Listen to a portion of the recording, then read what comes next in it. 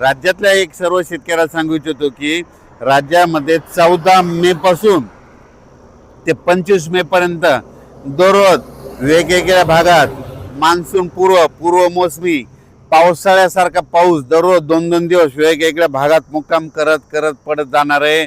म्हणून हा अंदाज शेतकऱ्यांना लक्षात यायचा. म्हणजे सांगायचं झालं तर ऊस ज्यांचा ऊस सुकत आहे, ज्यांचे ऊस शेतकरी आहे त्यांच्यासाठी आनंदाची बातमी, हळद लागवडीसाठी आनंदाची बातमी.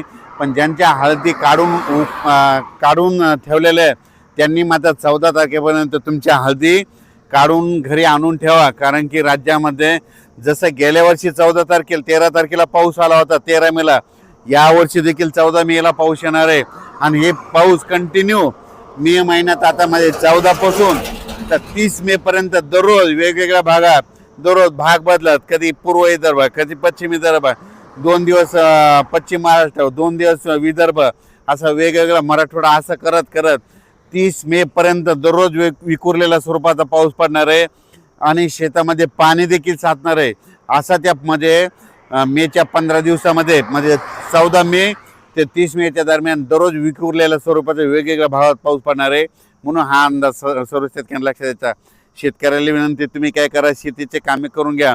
कारण की तुम्हाला जर अवकाळी एकदा पाऊस सुरू झाला तर तुम्हाला कामा आटपायला उशीर जाईल. म्हणून हे लक्षात द्यायचं. आणि सगळ्यात महत्त्वाची एक शेतकऱ्यासाठी आनंदाची बातमी, 17 मेला आपला मान्सून अंदमान बेटावर येणार दस्तक देणार आहे. म्हणून हा अंदाज लक्षात द्यायचा. तसं तर 14 तारखेपासून म्हणजे 12 तारखेपासून तिथून मान्सूनचं पोषक वातावरण तयार झालंय.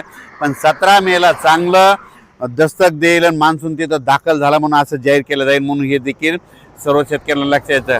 17 मेला झालं तर तिथून 10 दिवस केरळ यायला लागतं. आणि तिथून लगेच 10 दिवस म्हणजे जवळपास माझं 7 जूनपर्यंत राज्यामध्ये पाऊस येण्याची शक्यता आहे. म्हणजे मोसमी पाऊस येऊ शकतो. म्हणून हा अंदाज लक्षात येतात. पण राज्यात मात्र मोसमी पाऊस येईल तेव्हा येईल, 7 तारखेला येईल, 7 जूनला येईल. पण त्या अगोदर मात्र 14 मे ते मात्र 30 मेच्या दरम्यान म्हणजे राज्यामध्ये दररोज पूर्व मोसमी पाऊस गेल्या वर्षी जसा पडला तसाच पडणार आहे. म्हणून त्या पावसामध्ये विजेचं प्रमाण जास्त आहे. म्हणून तुम्ही काय करा, विजेपासून स्वतःची काळजी घ्या. त्याच्यानंतर आपली जनावरे झाडाखाली बांधू नका. कारण की 14 मे ते त्या 15 दिवसामध्ये राज्यामध्ये असा काही भागात पाऊस पडेल, शेतामध्ये पाणी साचेल, शेतातून वड्या नाल्याला पाणी देखील येईल. म्हणून हे देखील अंदाज लक्षात. काही ठिकाणी पाणी साचेल, काही मध्ये पेंडवालता पडेल, कुठं रिमझिम पडेल, काही ठिकाणी चन्या साचल्यासारखा पडेल, काही ठिकाणी वड्याला पाणी देखील येईल, कुठं शेतातलं पाणी पुढे ढकलं. पण हे पाऊस मात्र त्या 15 दिवसामध्ये गेल्या वर्षी जसं झाला तीच कॉपी मात्र यावर्षी होणार आहे. म्हणून हे अंदाज लक्षात घ्यायचा. संत्र्याचे जे बगीचेवाले त्यांना तुम्ही ताण कसा द्यायचा तुम्ही तुमचं ठरवा. कारण की गेल्या वर्षी जसं पाऊस आहे तसंच आता देखील म्हणजे 14 मे ते 30 मेच्या दरम्यान येणार आहे. म्हणून हे अंदाज लक्षात घ्यायचा.